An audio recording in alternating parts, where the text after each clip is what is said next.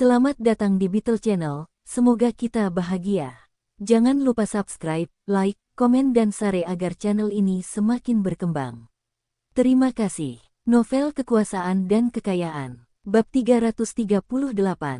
Dong Suebing, yang berdiri di dekatnya, tiba-tiba bergerak dan mendaratkan serangan pisau ringan ke tangan kanan Lao Hei.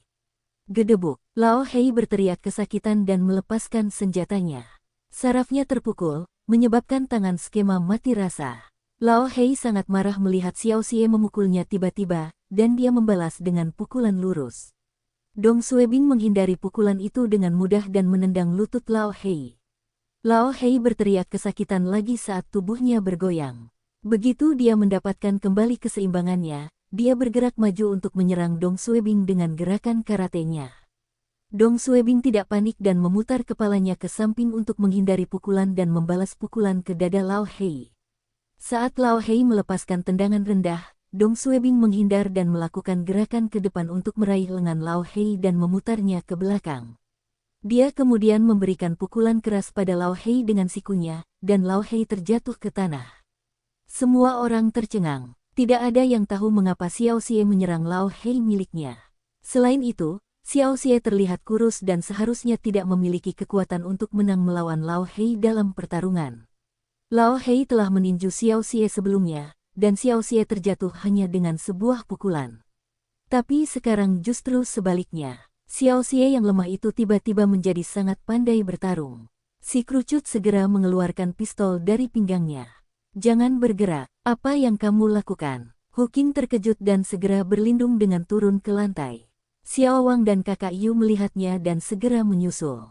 Dong Suebing saat ini adalah orang yang berbeda. Dia menatap dengan tenang ke arah si cepak, yang menodongkan senjatanya ke momen itu. Tiba-tiba, Dong Suebing melakukan pemindahan maju. Bang! Kerucut melepaskan tembakan, teriak Hu Qing. Hati-hati! Dong Suebing menggerakkannya sedikit ke samping, dan peluru itu meleset beberapa sentimeter dari kepalanya. Si kerucut terkejut dan berteriak sambil menembak lagi bang. Dong Suebing menurunkan bahunya dan membungkuk ke depan. Peluru itu melewati beberapa sentimeter melewati tubuh Dong Suebing dan menghantam dinding di belakangnya. Saat berikutnya, Dong Suebing berada di depan kerucut, dan kerucut akan menekan pelatuknya lagi. Dong Suebing segera meraih tangannya dan berlutut di selangkangannya, memutar lengannya, dan mengarahkan pistol ke arah dirinya sendiri. Jari Dong Suebing menekan jari si cepat di pelatuk, membuatnya menembak dirinya sendiri. Bang! Si kerucut memiliki ekspresi luar biasa di wajahnya saat dia terjatuh ke tanah, muncrat darah dari dada si cepat. Lao Hei turun dari tanah dan mencoba meletakkan senjatanya di lantai. Tapi Dong Suebing tidak akan membiarkan dia melakukan itu. Dia membalas dan menembak Lao Hei dengan pistol kerucut. Bang! Lao Hei hanya berjarak beberapa sentimeter dari senjatanya saat dia ditembak. Mengucurkan kembali darah saat dia pingsan dengan mata terbuka. Semuanya terjadi dalam beberapa detik. Dong Suebing membutuhkan waktu kurang dari 20 detik untuk membunuh dua pria. Dong Suebing menarik napas dalam-dalam untuk menenangkan dirinya dan berjalan ke tempat tidur untuk melepaskan ikatan ketiga petugas polisi itu. Xiao Wang, kakak Yu, dan Hu Qing menatap Dong Suebing dengan kaget. Mereka tidak mengerti mengapa dia membunuh kedua orang itu dan mengapa dia menyelamatkan mereka. Hu Qing tiba-tiba menyadari sesuatu dan tersentak. Kamu salah satu dari kami. Xiao Wang dan kakak Yu tercengang. Salah satu dari kami. Hu Qing akhirnya mengerti mengapa Dong Suebing bersedia merasakan orang lain untuk melindunginya, dan dia tidak memperkosanya. Sebaliknya, dia malah memberikan obat dan memberi makan. Ini bukanlah apa yang akan dilakukan oleh seorang hooligan atau penjahat. Selain itu, cara Dong Suebing bertarung dan isi perutnya tidak seperti yang dimiliki oleh hooligan kecil-kecilan. Dia bahkan tidak bergeming saat pistol ditembakkan ke arahnya. Hu Qing tahu bahwa dia tidak akan setenang dia. Dong Suebing tersenyum dan mengulurkan tangan untuk menjabat tangan. Kak, maaf karena tidak diperbaiki. Saya takut ruangan itu akan disadap dan tidak mengidentifikasi diri saya. Xie Hao adalah nama palsu. Nama saya Dong Suebing, dari Biro Keamanan Umum Kabupaten Yantai.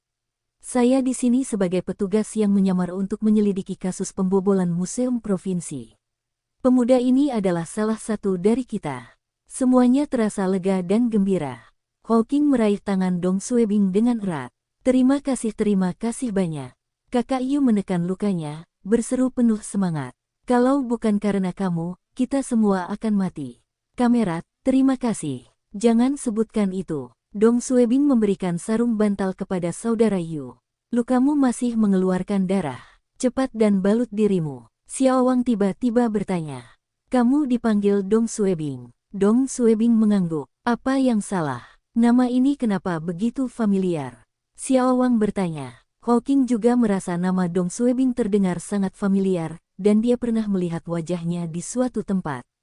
Hawking berhenti sejenak dan berkata, "Nama saya Hawking, dari Biro Keamanan Umum Kota Luian." Xiao Wang dan kakak Yu juga mengidentifikasi diri mereka sendiri. Kami dari Biro Kota Zhangze. Kota Zhangze itu adalah bagian selatan Provinsi Hebei, artinya masih berada di provinsi tersebut. Dong Suebing berpikir dan berkata, orang-orang itu bersiap untuk naik ke kapal. Mereka seharusnya mengira kalian semua terkena dampak tembakan tadi, dan itu akan aman untuk saat ini. Tapi mereka akan mengetahui sesuatu telah terjadi jika mereka tidak melihat orang-orangnya dalam beberapa menit. Xiao Wang panik saat mengetahui mereka masih dalam bahaya. Kakak Yu, apa yang harus kita lakukan sekarang? Kakak Yu telah mengikatkan sarung bantal pada luka di lengan. Ada lebih banyak dari orang-orang di luar, dan semuanya bersenjata. Jika kita naik sekarang, kita akan mencari kematian. Kita tunggu saja di basement sekarang. Biro seharusnya mengirim petugas ke sana. Saat bala bantuan tiba, kita akan aman. Dia melihat pistol yang dipegang Dong Suebing. Kami punya 2 senjata. Jika kita menjaga tangga, hal itu seharusnya tidak menjadi masalah. Dong Suebing menatapnya. Saat polisi tiba, perahunya seharusnya sudah hilang. Hawking mengerutkan kening. Apakah kita akan melihat mereka melarikan diri dengan membawa peninggalan yang dicuri? Kakak Yu menghela nafas. Saya terluka dan tidak bisa memegang senjata. Xiao Wang baru saja ditempatkan di biro kami dan masih belum berpengalaman. Bahkan jika kita terburu-buru, kita tidak akan menang melawan mereka. Saya juga tidak ingin harta nasional kita diselundupkan ke luar negeri, tapi apa yang bisa kita lakukan? Dia menoleh ke Hawking. Bagaimana syutingmu? Hawking menyembunyikan dan membungkus lengannya. Saya juga terluka. Tim sementara ini terluka atau tidak berpengalaman. Tidak ada cara bagi mereka untuk menang melawan orang-orang di luar. Dong Suebing menunggu sampai mereka selesai berdiskusi. Apakah kalian semua sudah memutuskan? Kakak Yu mengangguk. Kami akan menunggu di ruang bawah tanah. Oke. Dong Suebing menyerahkan senjatanya kepada Hawking. Aku akan meninggalkan senjata ini pada kalian semua. Seharusnya masih ada beberapa peluru yang tersisa. Hati-hati di jalan. Hawking, kakak Yu, dan Xiao Wang tercengang mendengarnya. Apa maksudmu? Kemana kamu pergi? Dong Suebing mengambil senjata lainnya dari lantai dan memeriksa sisa peluru. Kemana lagi aku bisa pergi? Saya akan bertarung habis-habisan dengan mereka. Mereka ada di atas, dan kapalnya tiba.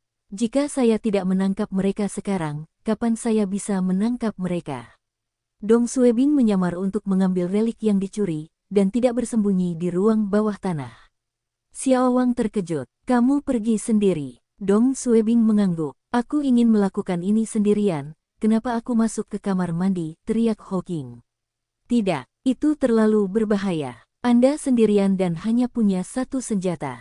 Ada lusinan senjata di luar. Bagaimana kamu bisa menang? Dong Suebing telah menyelamatkan nyawanya, dan dia tidak ingin melihatnya mati. Kakak Yu menambahkan, itu benar, jangan gegabah. Ini bukan waktunya untuk menerima impulsif. Xiao Wang berkata dengan cemas. Mari kita tunggu sampai bala bantuan tiba. Dong Suebing menghitung secara mental berapa banyak kembali yang dia miliki. Meskipun dia telah menggunakan kekuatan beberapa kali minggu ini, dia telah mengumpulkan banyak kembali sebelum dia menyusup ke kamar mandi. Dong Suebing merapikan pakaiannya dan bangkit. Saya cukup beruntung, dan Anda tidak akan pernah tahu jika Anda tidak pernah mencobanya. Saya pergi sekarang. Hati-hati di jalan. Sebelum yang lain bisa mengatakan apapun, Dong Suebing meninggalkan ruangan. Ruang bawah tanah. Dong Suebing takut seseorang bersembunyi di ruang bawah tanah. Dia mulai mencari kamar dan toilet dengan tenang. 1 ruangan, 2 ruangan, 3 kamar. Semua orang sudah pergi. Mereka harusnya berada di atas atau di luar. Dong Suebing menguatkan dirinya dan berjalan menuju tangga. Dia mendongak dan hendak naik ketika dia mendengar suara langkah kaki di belakangnya. Masih ada orang di ruang bawah tanah. Reaksi pertamanya adalah mengambil senjatanya di belakang dan memutar. Dia terkejut melihat Hawking, Xiao Wang, dan kakak Yu berjalan ke arahnya. Hawking memegang senjatanya dengan kedua tangannya, dan Xiao Wang membantu saudara Yu yang terluka. "Kenapa kalian semua keluar?" Dong Suebing bertanya dengan lembut. Hawking memaksakan senyum. "Pemotretanku mungkin biasa-biasa saja, tapi setidaknya aku bisa memberikan perlindungan padamu." "Tidak, kamu juga bilang itu terlalu berbahaya." Dong Suebing tenang. "Saya sendiri baik-baik saja. Cepat dan kembali ke dalam." Hawking tidak bergerak. "Kami telah berdiskusi, dan kami tidak bisa membiarkan Anda membahayakan nyawa Anda. Hidupku diselamatkan olehmu, dan aku tidak akan menggerutu jika aku dibunuh." Xiao Wang dan Xiao Yu juga berpikir demikian.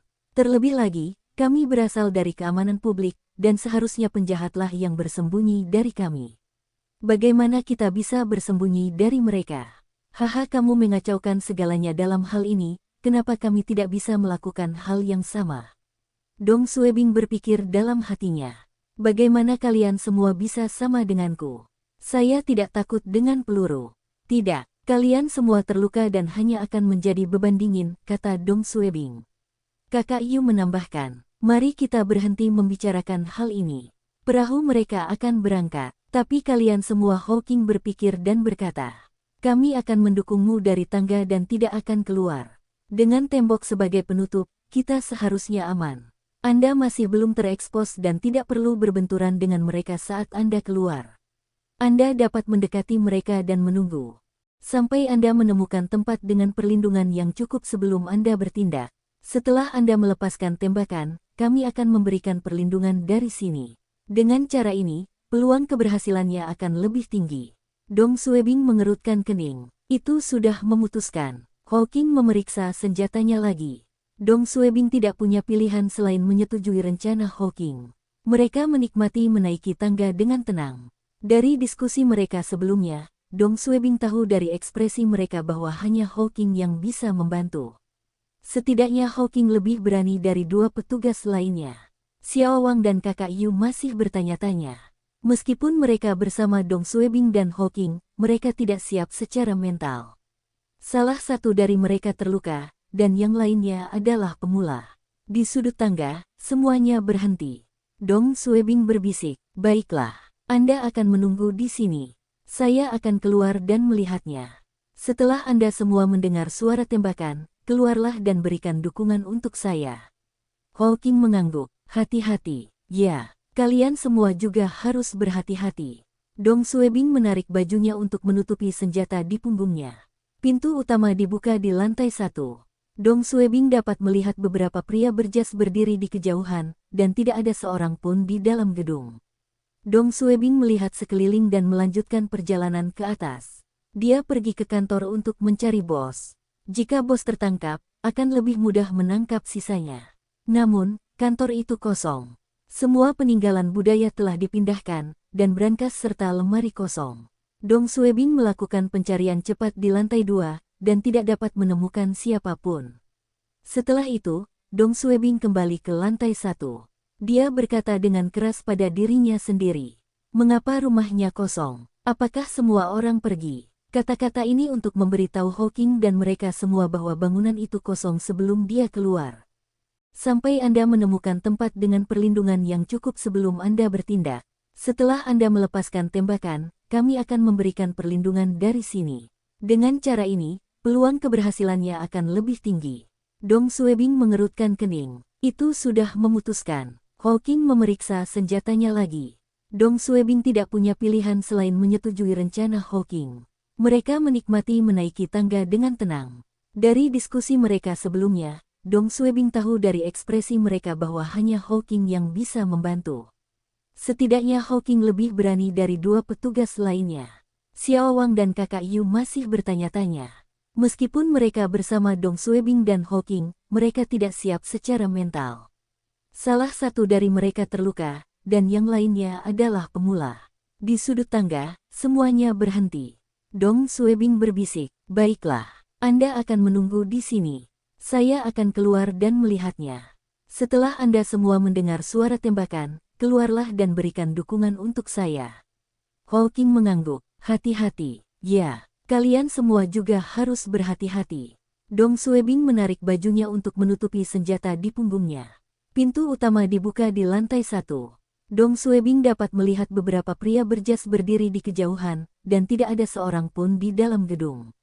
Dong Suebing melihat sekeliling dan melanjutkan perjalanan ke atas. Dia pergi ke kantor untuk mencari bos. Jika bos tertangkap, akan lebih mudah menangkap sisanya. Namun, kantor itu kosong. Semua peninggalan budaya telah dipindahkan, dan brankas serta lemari kosong.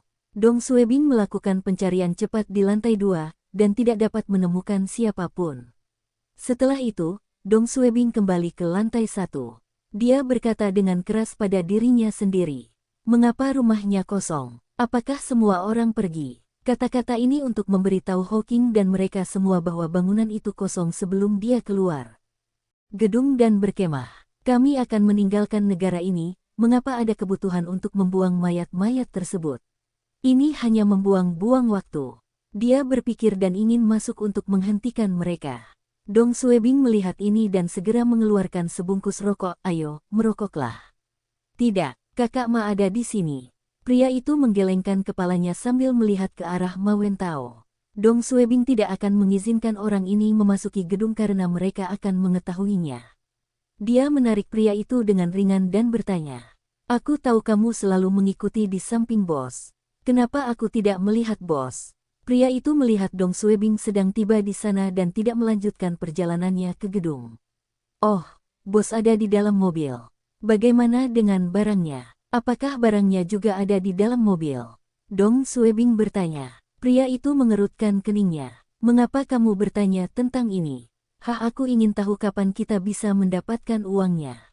"Hahaha, jangan khawatir. Semua barang ada di dalam mobil." Pria itu tertawa. Ma Wentao melihat Dong Suebing dan berjalan mendekat. "Xiao Xie, apakah petugas polisi itu sudah tenang?"